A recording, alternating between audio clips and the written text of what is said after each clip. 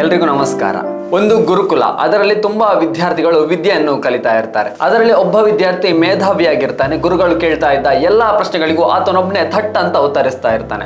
ಆದ್ದರಿಂದ ಆತ ವಿದ್ಯಾರ್ಥಿಗಳ ಹಾಗೂ ಗುರುಗಳ ಮೆಚ್ಚುಗೆಯನ್ನು ಕೂಡ ಪಡೆದಿರ್ತಾನೆ. ಒಂದು ದಿನ ಗುರುಗಳು ಪಾಠ ಮಾಡ್ತಾ ಇದ್ದಾಗ ಒಂದು ಪ್ರಶ್ನೆಯನ್ನು ಕೇಳ್ತಾರೆ. ಯಾವ ವಿದ್ಯಾರ್ಥಿಗಳಿಗೂ ಕೂಡ ಇದಕ್ಕೆ ಉತ್ತರಿಸಲಿಕ್ಕೆ ಆಗ್ಲಿಲ್ಲ. ಆಗ ಮೇಧಾವಿ ಅಂತ ಎನಿಸಿಕೊಂಡ ವಿದ್ಯಾರ್ಥಿ ಇರ್ತಾನಲ್ಲ, ಕೂಡಲೇ ಅದಕ್ಕೆ ಉತ್ತರಿಸ್ತಾನೆ.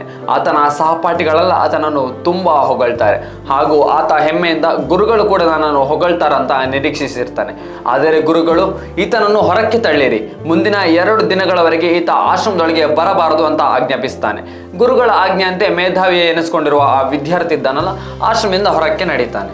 ಆಶ್ರಮದಲ್ಲಿದ್ದ ಮತ್ತೊಬ್ಬ ಗುರುಗಳು ಶಿಕ್ಷೆ ನೀಡಿದ ಗುರುಗಳ ಬಳಿ ಬಂದು, ಗುರುಗಳೇ, ಆ ಪ್ರತಿಭಾಶಾಲಿ ವಿದ್ಯಾರ್ಥಿಯನ್ನು ಸಹಪಾಠಿಗಳು ಹೊಗಳಿದರು, ಇದು ಸಹಜವಾದ ಪ್ರಕ್ರಿಯೆ ಅಲ್ಲವೇ? ನೀವು ಆತನನ್ನು ಶಿಕ್ಷಿಸಲು ಕಾರಣ ಏನು ಅಂತ ಕೇಳ್ತಾರೆ. ಅದಕ್ಕೆ ಶಿಕ್ಷೆ ನೀಡಿದ ಗುರುಗಳು ನಗುತ್ತಾ, ಸರಿಯಾದ ಉತ್ತರ ನೀಡಿದ ವಿದ್ಯಾರ್ಥಿಯ ಪ್ರತಿಭೆಯ ಬಗ್ಗೆ ನನಗೂ ಕೂಡ ಮೆಚ್ಚುಗೆ ಇದೆ.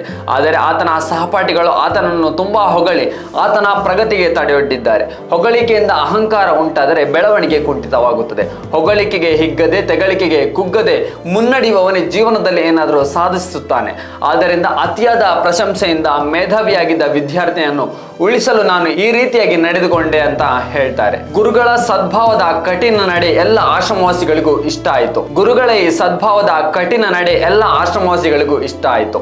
ಮೇಧಾವಿ ವಿದ್ಯಾರ್ಥಿಯು ಗುರುಗಳು ತನ್ನನ್ನು ಶಿಕ್ಷಿಸಿದ ನಿಜವಾದ ಕಾರಣವನ್ನು ತಿಳಿದು ಸಮಾಧಾನಗೊಂಡ. ತನ್ನ ಪ್ರತಿಭೆಗೆ ಗರ್ವ ಪಡೆದೇ ದೊಡ್ಡ ವಿದ್ವಾಂಸನಾದ.